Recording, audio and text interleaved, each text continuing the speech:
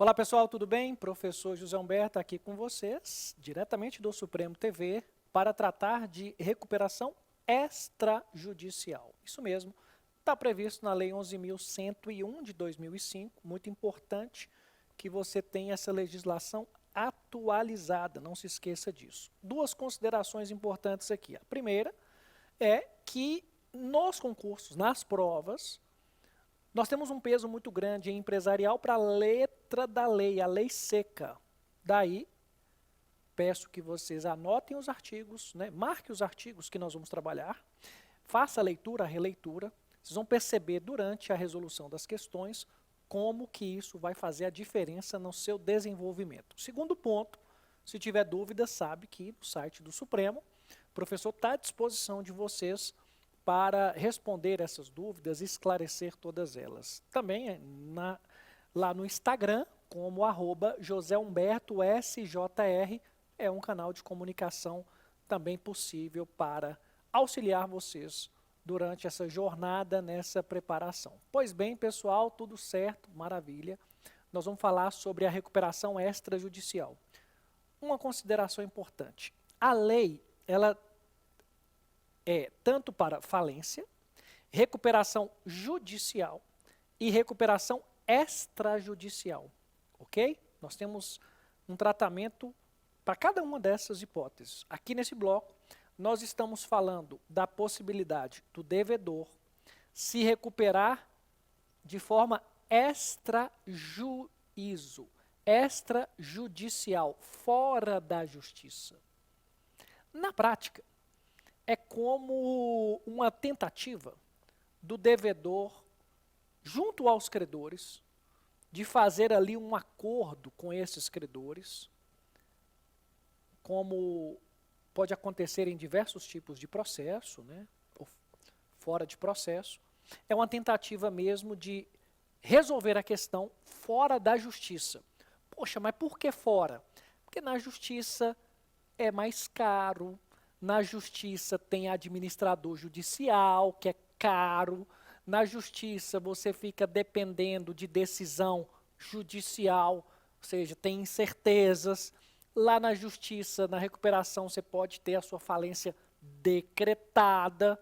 Tudo isso é muito negativo para o devedor. Neste caso, ele pode sair desse risco e tentar fazer um acordo, resolver a questão fora da justiça. Ok, nosso tópico, recuperação extrajudicial. Lá na lei, começa a partir do artigo 161. Olha aqui mostrando para vocês. Lá no artigo 161, da recuperação extrajudicial. E como é que nós vamos fazer aqui no nosso bloco? Vamos num passo a passo? Vamos pegar isso de maneira fácil? Primeiro ponto, segundo, terceiro, quarto. Isso vai ajudar muito durante aqui a nossa aula. O primeiro ponto é a legitimidade. Quem pode pedir essa recuperação? Legitimidade ativa, né, de quem pode fazer, né, ter acesso a essa recuperação extrajudicial. O artigo 161 deixa isso claro. Ele fala o seguinte, olha só. O devedor que preencher os requisitos do artigo 48 dessa lei, poderá propor e negociar com credores plano de recuperação extrajudicial. Olha que legal. Faz remissão ao artigo 48. Quem tem legitimidade do 48, tem legitimidade para recuperação extrajudicial. E esse do 48 é o legitimado ativo na recuperação judicial. O que diz o 48? Que é o artigo mais cobrado em concursos públicos quando se fala de recuperação judicial. É o que trata da legitimidade ativa na recuperação judicial. Lá diz assim: para pedir a recuperação judicial, é necessário devedor esteja regular, está registrado na junta, exercendo as atividades, ou seja, regular, há mais de 2 anos. Esse é o caput do 48. Olha, você é devedor? Você está regular? Você está regular há mais de 2 anos? E vem os incisos. Você não pode ser falido, você não pode ter sido condenado em crime falimentar, você não pode ter obtido a concessão de uma recuperação judicial há menos de 5 anos. Isso que eu estou dizendo está lá no artigo 48, que é importantíssimo. Ah, professor, mas lá fala de recuperação judicial, da legitimidade na judicial. Sim, é o artigo mais cobrado. Só que é esse artigo que está dizendo aqui na extrajudicial, ou seja, para pedir a recuperação extrajudicial, fazer ela, tem que cumprir esse 48. Legal? Tudo certo? Ok, então esse é o primeiro ponto da legitimidade, deixa eu corrigir aqui, da legitimidade ativa da recuperação extrajudicial. Você vai colocar aí uma observação, porque fica parecendo que o 48, ele é idêntico para esse artigo 161 de legitimidade. Qual é a observação? Vem comigo aqui na tela, lá no artigo 161 que nós estamos, olha o que diz o parágrafo 3º. O devedor não poderá requerer a homologação de plano extrajudicial se estiver pendente pedido de recuperação judicial ou se houver obtido recuperação judicial ou homologado ou homologação de outro plano extrajudicial há menos de 2 anos. Percebam que aqui nós temos uma clara diferença. Então é o seguinte, olha, a legitimidade ativa para a recuperação extrajudicial é o mesmo da judicial, é o artigo 48. Mas cuidado com essa ressalva do parágrafo 3º, do artigo 161, que diz assim, olha, você não pode fazer a extrajudicial, né? Vamos colocar assim, se tiver pendente pedido de recuperação judicial, está lá rolando, tramitando na justiça, pedido de recuperação judicial. Esse é um primeiro ponto. Segundo, se tiver obtido a recuperação judicial ou extrajudicial há menos de 2 anos. Lá no 48 fala a menos de 5 anos. Então é simples. Para a extrajudicial não pode ter pendente uma tramitação lá de pedido de recuperação judicial, não pode ter obtido concessão de recuperação judicial ou de extrajudicial há menos de 2 anos. Então pode colocar essa observação do artigo 161, parágrafo 3º. Beleza? Tudo certo? Tudo ok? Beleza. Veja na tela comigo, nós temos aqui o que eu acabei de dizer, olha. Vamos mudar aqui a cor. É um acordo, né? O ponto 1 aqui é um acordo privado feito pelo devedor junto aos credores, artigo 161, legitimidade do 48. Eu pedi essa observação para vocês, né? Sobre o 161, parágrafo 3º, pedi atenção nele, ok, tudo certo. E aí nós chegamos no segundo ponto, que são os créditos. Ou seja, eu posso negociar na recuperação extrajudicial tudo quanto é crédito, né, dos credores ou não. Vem a legislação e diz assim, então, nosso segundo ponto da aula, créditos inseridos na recuperação extrajudicial. O que diz a legislação? Fala assim, olha, seguinte, idem recuperação judicial. É a mesma coisa da recuperação judicial, que está previsto lá no artigo 49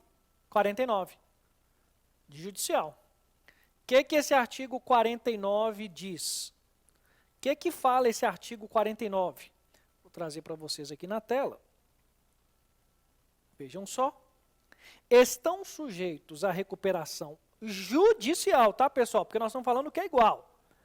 Todos os créditos existentes na data do pedido, ainda que não vencidos. Ainda que não vencidos. Então, veja, pediu a recuperação judicial hoje. Entram todos os créditos. Até o dia que, ó, pediu hoje, até a data do pedido, tudo aqui entra. Ó. Tudo aqui entra. O que não vai entrar? Posterior ao pedido. Está em verde aqui. Ó. Entrou a partir de amanhã, os créditos que forem contraídos não entram. Mas lembra que aqui antes que entra, os não vencidos também farão parte. Veja, os parcelamentos, né? Porque o crédito já existe, só que está vencendo parcelado, ou tem um vencimento futuro. Ou seja, pedir hoje a recuperação, tudo quanto é crédito que já existe, entra. Ponto. Quem são eles? Trabalhista, acidente do trabalho, garantia real, quirografário, microempresa, empresa de pequeno porte. Essa turminha toda entra aí.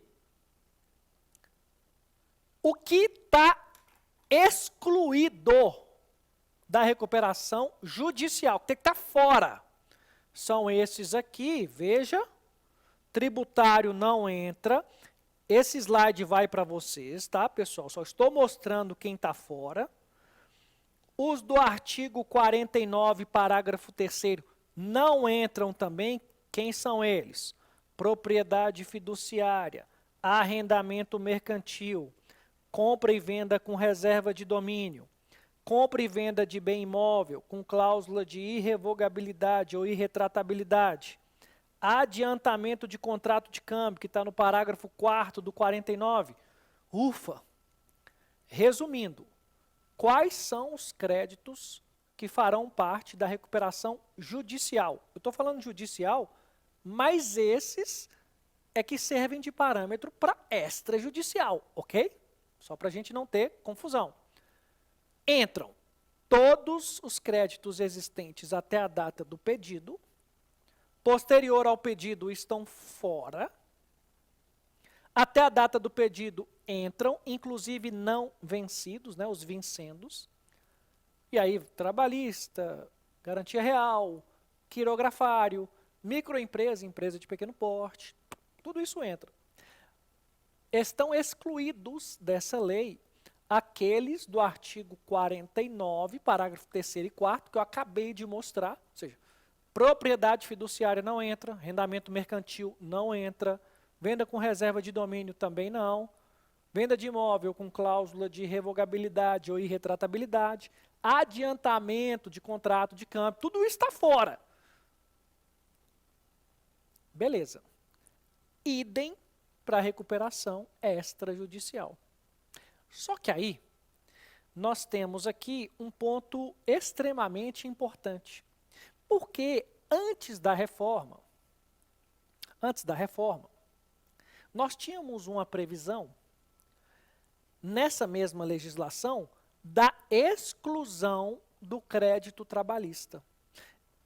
Lá na recuperação extrajudicial deixava claro, olha, não pode trazer para recuperação extrajudicial o credor trabalhista. Aí veio a reforma e agora possibilita negociar com os credores trabalhistas.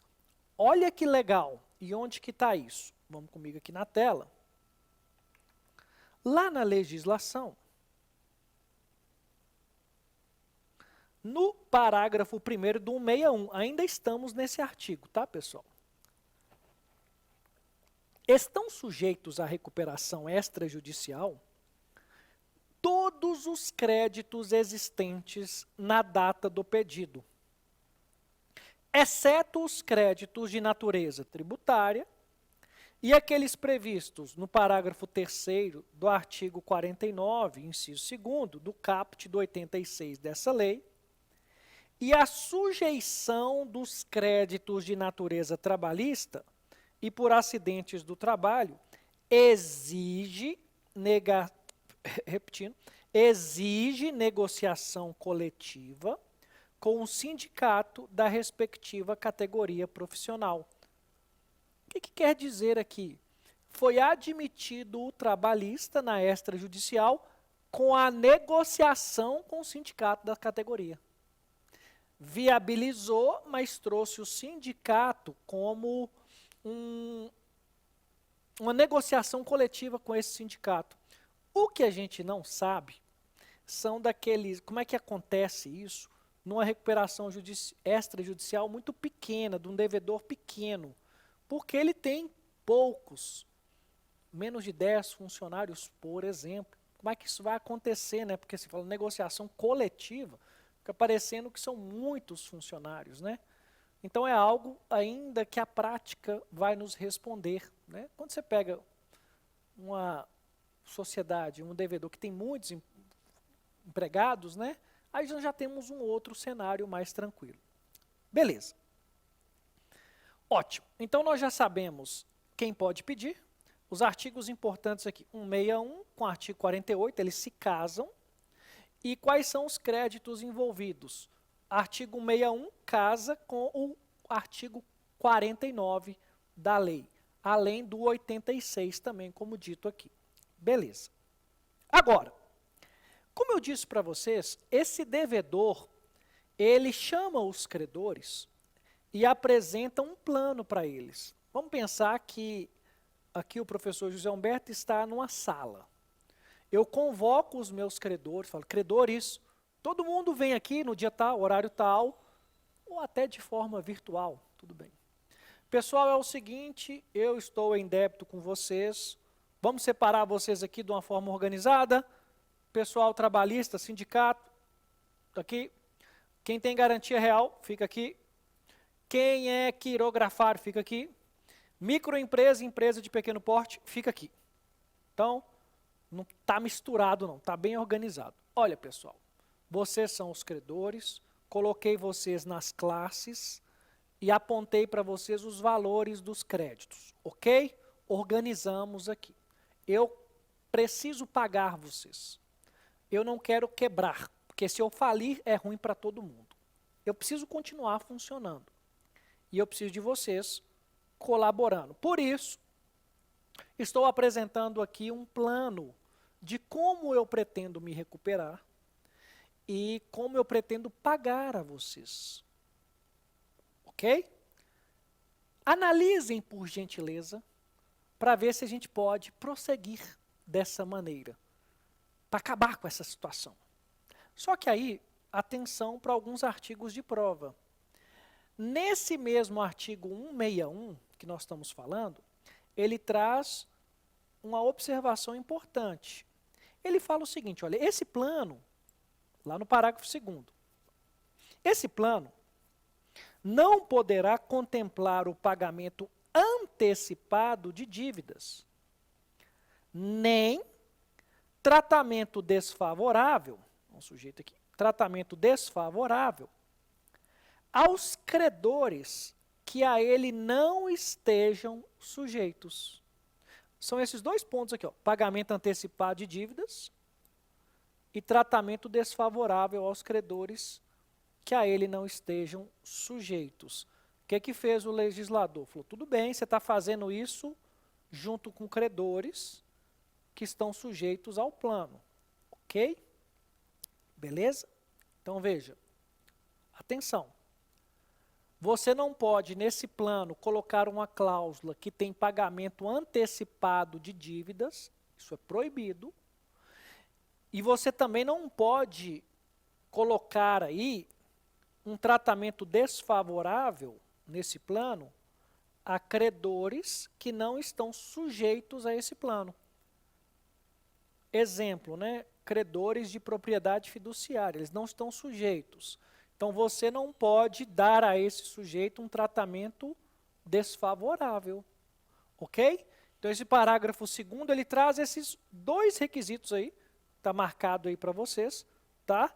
Muito cuidado nisso aí. Uma outra pegadinha de prova.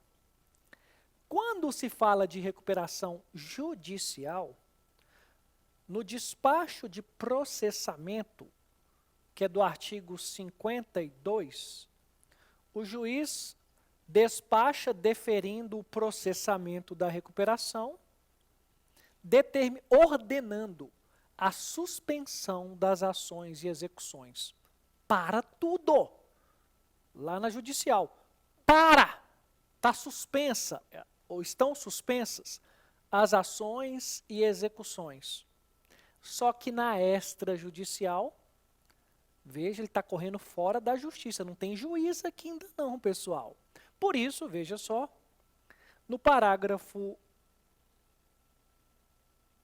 4º do mesmo artigo 161, prevê o seguinte: o pedido de homologação do plano de recuperação extrajudicial não acarretará suspensão de direitos, ações ou execuções, nem a impossibilidade do pedido de decretação de falência pelos credores não sujeitos ao plano de recuperação extrajudicial.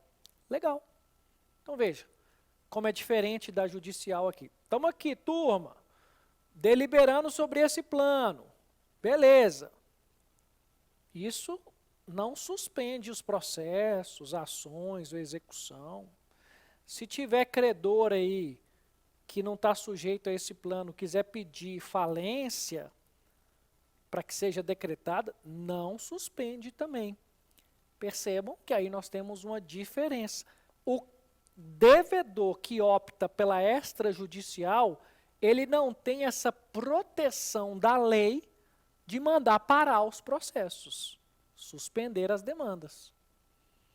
Ele está conseguindo resolver a situação com a turma envolvida, né, os credores sujeitos à recuperação judicial. Entenderam isso?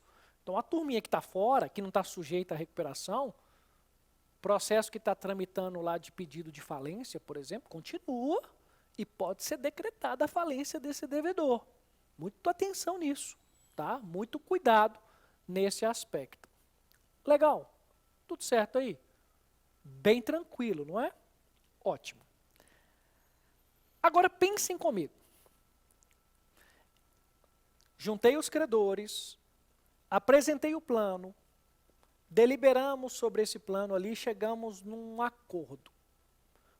Todos os credores ali assinaram, né? Aderiram ao plano. Ele pode desistir? Esse credor que aceitou, assinou, ele pode desistir desse plano? No mesmo artigo 161, prevê que após a distribuição do pedido de homologação, os credores não poderão desistir da adesão ao plano, salvo com a anuência expressa dos demais signatários. Fez a lei o seguinte, e aqui é importante você ter esse cuidado. Por mais que o nome seja recuperação extrajudicial, ela realmente acontece fora da justiça, mas uma vez o plano assinado, ele precisa ser levado na justiça para um único ato, que o juiz homologue o plano. Pronto, é isso. Veja, esse plano vai à justiça para que seja, homologado. Ponto final. É isso. Então, aqueles que acham que não tem a participação da justiça estão enganados, porque existe sim um único ato e é a homologação. Só que aqui está dizendo, se entrou com esse pedido na justiça de homologação, o credor não pode desistir mais, a não ser que os demais que assinaram concordem com isso, que provavelmente não vai acontecer. Até a distribuição, ele pode fazer esse pedido de desistência. Isso aí ele poderá fazer. Poderá fazer, e aí está tudo certo, neste caso. Então, atenção, por quê? Essa desistência, ela poderá acontecer. Ok, professor, mas e se o plano chegou lá para o juiz, e o juiz homologou, pá, homologou o plano. Homologa o plano de recuperação extrajudicial. O que isso significa? Significa que a sentença que homologar o plano de recuperação extrajudicial constituirá título executivo judicial. Veja, homologou, o valor agora de crédito do credor será aquele, é um novo valor. Se não cumprir, pode executar esse plano, né? Não temos aqui na extrajudicial a possibilidade de convolar a recuperação extrajudicial em falência, como tem na judicial. É simples.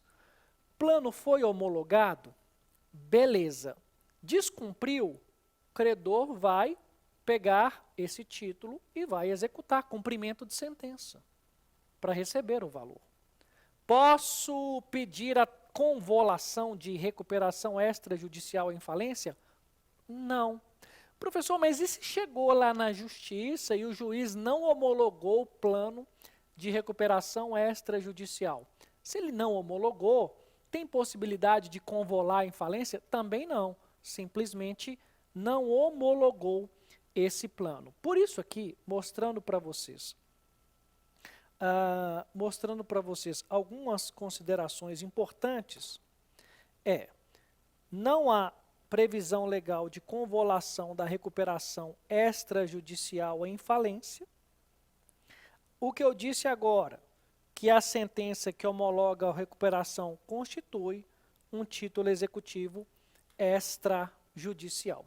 Para finalizar a nossa aula, eu acho válido que vocês depois, com calma, leiam os critérios de votação. Isso não cai em prova. Tá muito raro cair em prova uma questão dessa. Claro que pode cair, né? Mas é raro. Eu vou mostrar aqui rapidamente para vocês que nós temos aqui lá no 163, essa previsão, olha.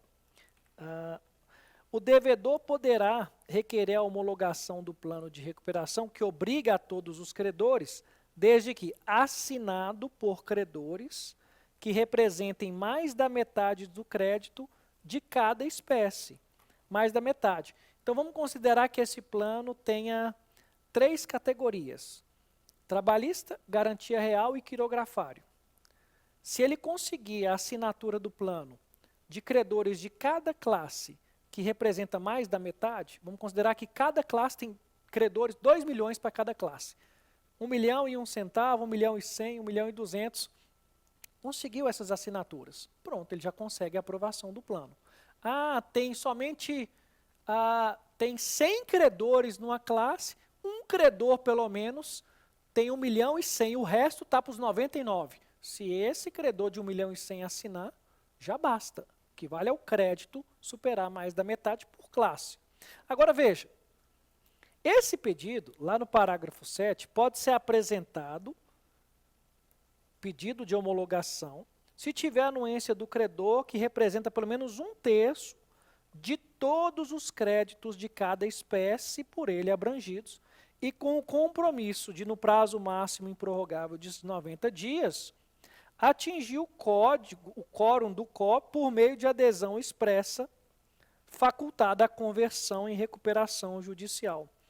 Bem, aqui é interessante, porque se ele não tiver mais da metade, ele pode apresentar com 1/3, com compromisso de até 90 dias, trazer o restante. Isso é uma pressão da lei. Fala, credor, vocês que não assinaram, assinem, porque vocês não assinarem, eu vou pedir a recuperação judicial e nós vamos ter um processo longo pela frente para chegar no mesmo objetivo. Então é isso, a dica. Principais artigos aqui. 161, junto com 48, 161 junto com 49, 161 até o artigo 168. Tá aí, pessoal. Finalizamos recuperação extrajudicial. Um grande abraço do professor José Humberto.